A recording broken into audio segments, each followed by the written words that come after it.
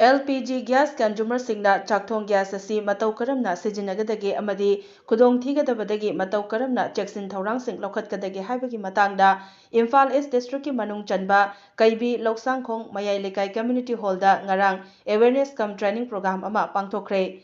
Kuchamnana Chatminasi Village Level Federation VLF Keibi Lousangkhong na All Gas Care AGC Manipur State ka Kuchamnaduna pangthokiba awareness program aduda All Gas Care AGC Manipur State ki manager Sagosem Joy Prakash AGC ki field assistant su oiriba artist Happy Rajan su sharuk yakhi awareness program haudringai mangoinana sumang lila ki artist Happy Rajan na miyambu nokhanduna pukning sumatkibaga loinana chakthong gas dagi tholakpa maihulangpok singdagi matau karamna ngakthokadagi haibagi matangda sugaina takpi tambiki gas sijinaba amadi cheksin thorangi matangda practical ga loinana miyamda takhiba thoram aduga mari leinana AGC Manipur gi state manager SS Joy Prakash na ngasigi training asi maruoina nupi oibi singi yamna maruoiba amadi khangdaba yadaba awareness amani haiki nakalamaromda ngasi Imphal East District ki manung chanba nongpok kakchingda leiba Bright Star Union Club na AGC Manipur State ka khutsamnaduna ibudau khamlangba laibungda